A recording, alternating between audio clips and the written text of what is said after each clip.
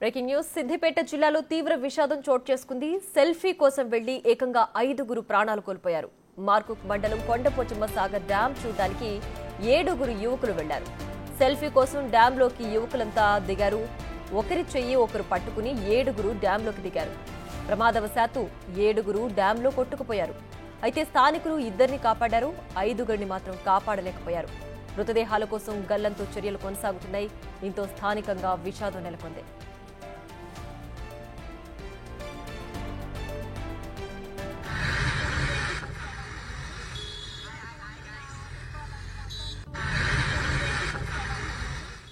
హైదరాబాద్లోని ముషీరాబాద్ ప్రాంతం నుంచి యువకులు కొండపోచమ్మ సాగర్ డ్యాంను చూడ్డానికి వెళ్లారు.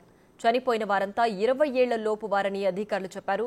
ధనుష్, లోహిత్, దినేశ్వర్, సాహిల్, జతిన్ మృతి చెందగా మృగాంక్, ఇబ్రహీం ప్రాణాలతో బయటపడ్డారు.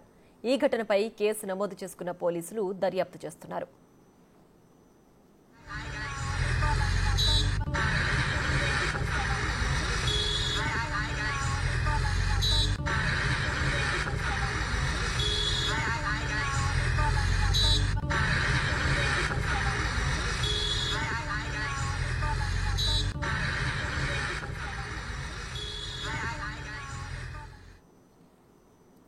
ఇక మరింత సమాచారాన్ని మా ప్రతినిధి రాణా లైవ్ లో అందిస్తారు. రాణా, చెప్పండి. అయితే ఏవైతే మృతదేహాలు ఉన్నాయో వాటికి సంబంధించి గల్లంతు చర్యలు ఏ విధంగా కొనసాగుతున్నాయి? రక్షించిన 2 ప్రస్తుతం సురక్షితంగానే ఉన్నారా? ఎస్ ప్రియా, గల్లంతైనటువంటి 5గురులో 2 మాత్రం ముషిరాబాద్ ఉన్నటువంటి ఇంద్రానగర్ కాలనీ చెందినటువంటి లోహిత్, ధనుష్గా కూడా తేలినటువంటి పద్ధతి. కాబట్టి ప్రస్తుతం నేను లోహిత్, ధనుష్ ఉన్నటువంటి ఆ కాలనీ దగ్గర ఆ ఇంటి దగ్గరికి వచ్చాను. ఇక్కడ వారు నివాసం ఉంటారు. కేవలం 2 నెలలకు ముందే వారు ఇక్కడికి వచ్చినట్టుగా మనకు తెలుస్తుంది. ఎందుకంటే ఇది వాళ్ళ అమ్మమ్మ వాళ్ళ ఇల్లు. వాళ్ళ అమ్మమ్మ వాళ్ళ ఇల్లు అయితే వాళ్ళు పైన మరొక పోషణ వేసుకుని అక్కడ వాళ్ళు నివాసం ఉంటున్నట్టుగా ఇక్కడ ఉన్నటువంటి స్థానికులు అందరూ కూడా చెప్తున్నారు. సో ఈ విషయం తెలియగానే వెంటనే ఇక్కడ ఉన్నటువంటి వారి బంధువులు కానీ వాళ్ళ ఫ్రెండ్స్ కానీ ఇక్కడ పెద్ద ఎత్తున కూడా వారు వచ్చినటువంటి నేపథ్యం కనపడుతుంది. ఎందుకంటే ఉదయం ఎగ్జాక్ట్గా 9 గంటల ప్రాంతంలో, ఎందుకంటే ఇందాక మనం చూసాం 9 గంటల ప్రాంతంలో ఇక్కడి నుంచినే వాళ్ళు బైక్స్ మీద బయలుదేరారు. ఆ ఒక్క విజువల్ అక్కడ పక్కన ఉన్నటువంటి అపార్ట్మెంట్ ఏదైతే ఉందో ఆ అపార్ట్మెంట్లో ఉన్నటువంటి సీసీ కెమెరాలో ఆ విజువల్ అనేది రికార్డ్ అయింది. సో రికార్డ్ అయిన తర్వాత వాళ్ళు ఎవరెవరు వెళ్ళారు ఏంటంటే దానిపై కూడా ఆ విజువల్ చూసి వారి తల్లిదండ్రులకి అంతా కూడా చెప్పినటువంటి నేపథ్యం. ఎప్పుడైతే ఎగ్జాక్ట్గా 1 గంట ప్రాంతంలో ఇక్కడ ఉన్నటువంటి వాళ్ళకందరికీ, వారి బంధువులు కానీ వాళ్ళ తల్లిదండ్రులు కానీ విషయం తెలిసినట్టుగా మనకు సమాచారం అవుతుంది. సో ఈ గల్లంతయ్యారని తెలిసినటువంటి వెంటనే వారి బంధువులు లోహిత్ కానీ ధనుష్ సంబంధించినటువంటి బంధువులు కానీ వీళ్ళు ఇరుగు పొరుగు ఉన్నటువంటి వాళ్ళందరూ కూడా ఒక్కొక్కరు వచ్చారు. అసలు ఏం జరుగుతుందని కూడా వారు కనుక్కుంటున్నారు. ఇప్పటికే ఇక్కడ ఉన్నటువంటి వాళ్ళందరూ కూడా వాళ్ళ బంధువులు కానీ పేరెంట్స్ అందరూ కూడా కొండపోచమ్మ సాగర్కి వారు వెళ్ళిపోయారు. అక్కడ గాలింపు చర్యల్లో భాగంగా వాళ్ళు అక్కడ ఉన్నటువంటి నేపథ్యం కనపడుతుంది. ఇక్కడ ఇప్పటికే గజ ఈతగాళ్ళు కూడా రంగంలో దిగినటువంటి నేపథ్యం కనపడుతుంది. ఎన్డీఆర్ఎఫ్ సిబ్బంది కూడా అక్కడ రంగంలో దిగి గాలింపు చర్యలు చేపడుతున్న నేపథ్యంలో వీళ్ళు ఒకసారి కనుక్కుందాం. అమ్మ, ఏంటి ఎన్ని రోజులు అయిందమ్మా ఇక్కడికి వచ్చి? వీళ్ళు 3-4 months అవుతుంది. ముందు ఎక్కడ ఉండేవాళ్ళమ్మా? ఇక్కడ దాయర్ మార్కెట్లో. ఏంటి ఏమవుతారు మీకు? బంధువులా? బంధువులు, మా ఆడపడుచు మనవాళ్ళు. ఎట్లమ్మా చూసావా పిల్లల్ని?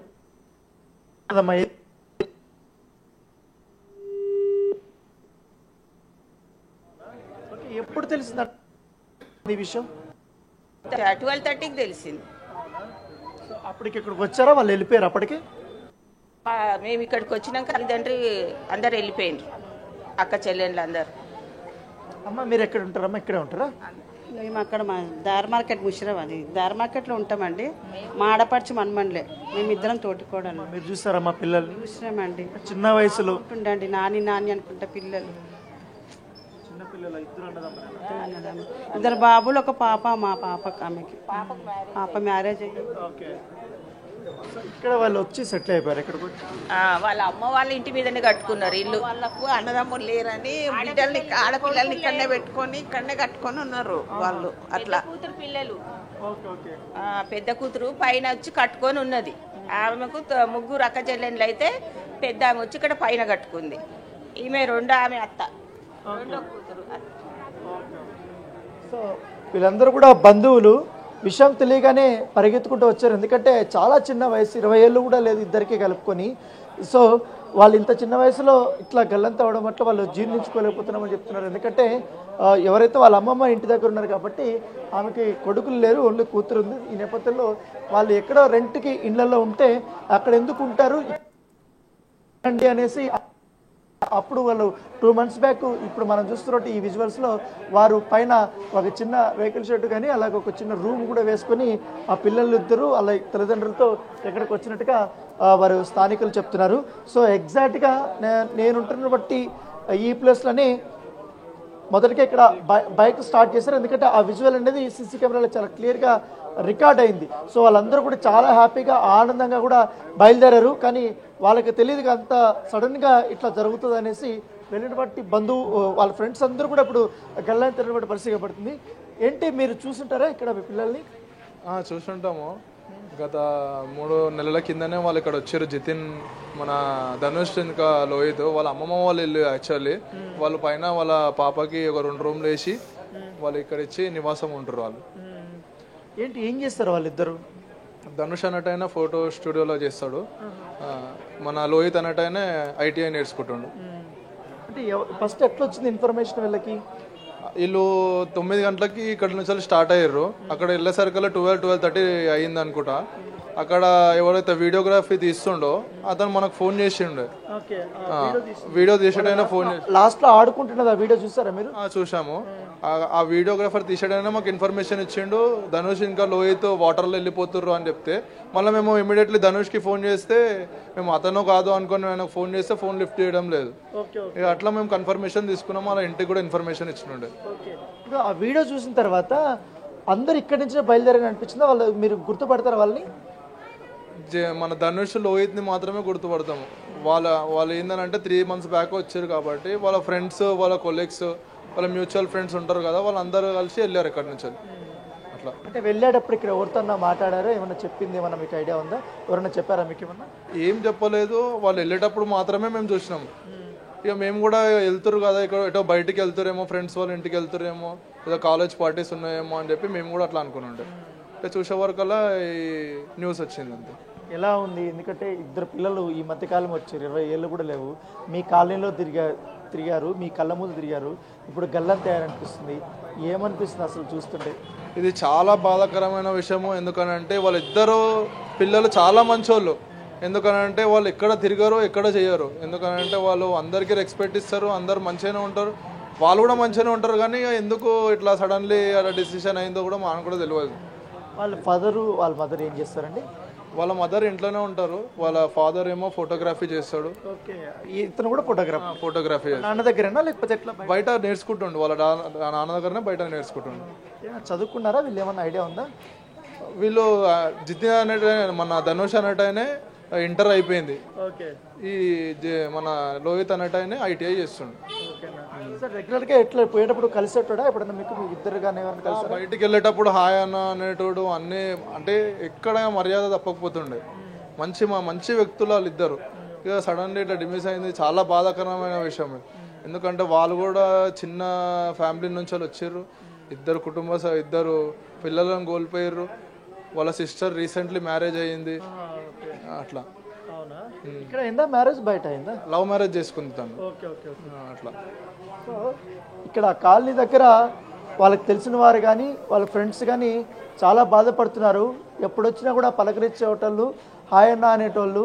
సో బంధువులు కూడా రెస్పెక్ట్ ఇచ్చేవాళ్ళు ఎక్కువ అనేసి వారు ఇక్కడ ఉన్నటువంటి కాలనీ వాసులందరూ కూడా చూస్తున్నారు. ఎందుకంటే ఈ విషయం తెలియగానే ఇక్కడ విషాద ఛాయలు అలుముకున్నాయి. ఎందుకంటే నేను విజువల్లో చూపిస్తాను, చూడండి విజువల్స్లో ఎంతమంది కనపడుతున్నారు. సో వాళ్ళందరూ కూడా అసలు ఏం జరిగింది అనేది కనుక్కోవడానికి వీళ్ళందరూ కూడా వచ్చారు. ఎందుకంటే కాలనీకి సంబంధించినటువంటి ప్రెసిడెంట్ కానీ వీళ్ళకి స్థానికులు కానీ పక్కనటువంటి వాళ్ళందరూ కూడా వాళ్ళు ఆందోళన చెందుతున్నారు. ఎందుకంటే ఒకే కుటుంబానికి సంబంధించిన అన్నదమ్ములు, పైగా నిండా 20 ఏళ్ళు లేనటువంటి ఆ చిన్నపిల్లలు ఇట్లా ఆనందం కోసం వెళ్ళి సెల్ఫీ కోసం దిగుతుంటూ ఒక్కసారి ఆడుకుంటున్నప్పుడు ఇలా జరగడం ఏంటి అనేది కూడా వాళ్ళు చాలా బాధపడుతున్నారు. ఇంకోటి అసలు ఎవరైతే ఆ వీడియో తీశారు, ఎందుకంటే చివరి నిమిషంలో వాళ్ళిద్దరూ అందరూ కలుపుకొని 7 మంది ఆడుకుంటున్నది, వాటర్ ఒకరి మీద ఒకరు చల్లుకుంటున్నటువంటి ఆ వీడియో అవుతుందో ఆ వీడియో తీస్తున్న వ్యక్తికి వీళ్ళు వెనకాల వెళ్ళిపోతున్నారు, వీళ్ళు గల్లంత అయిపోతున్నారు, వాటర్లో కొట్టుకుపోతున్నారు అనేసి వెంటనే ఇక్కడున్నటువంటి అంటే ఇంటి పక్కన తెలిసిన వాళ్ళంటే ఎవరవుతున్నారో వారికి కాల్ చేసి చెప్పిన తర్వాత వాళ్ళు అప్పటికే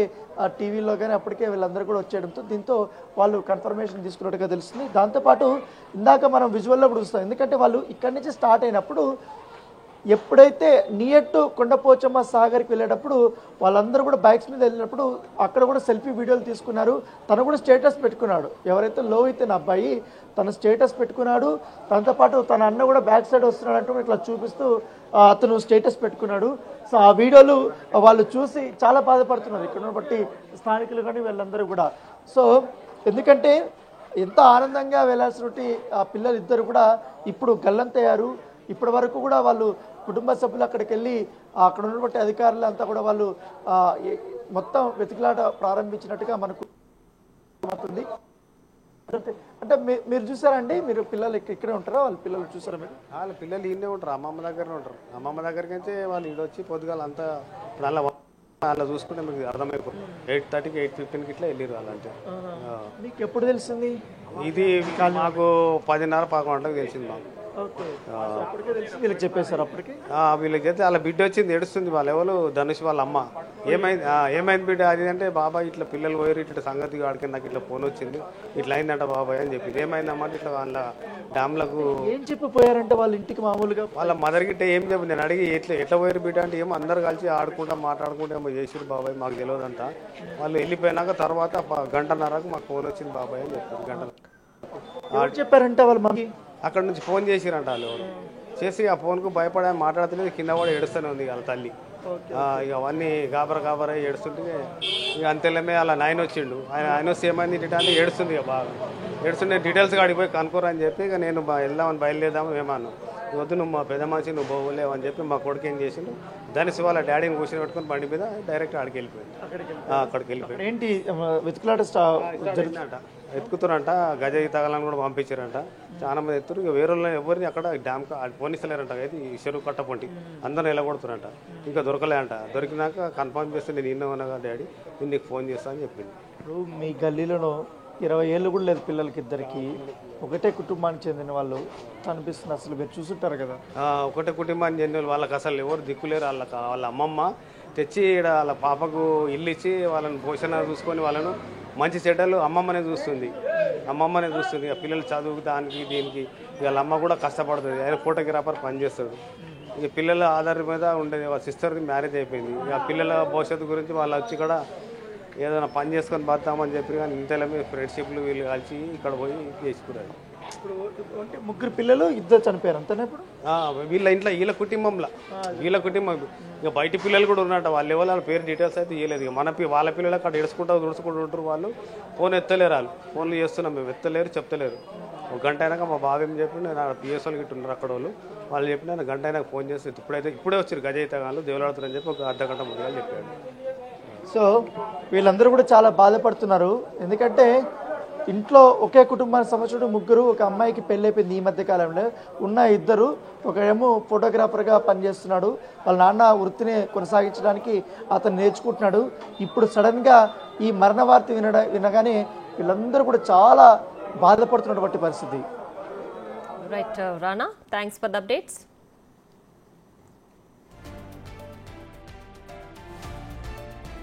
ప్రమాదానికి ముందు యువకులు వీడియోలు, ఫోటోలను పోలీసులు రిలీజ్ చేశారు. అంతవరకు వారంతా సరదాగా ఉన్నారు. బైకులపై వెళుతూ సెల్ఫీలు తీసుకున్నారు.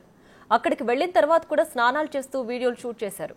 కేరింతలు, ఈలలు, ఒకరిపై ఒకరు నీళ్లు చల్లుకుంటూ చాలా సరదాగా ఉన్నారు. కానీ ఊహించిన విధంగా మృత్యువు వాళ్లని వాలింది. ప్రాణాలతో బయటపడిన ఇద్దరు కన్నీరు మున్నీరవుతున్నారు. గంట క్రితం వరకు తమతోనే ఉన్న స్నేహితులు, కేరింతలు కొట్టిన స్నేహితులు ఇక కనిపించరనే విషయాన్ని నమ్మలేకపోతున్నామని అంటున్నారు.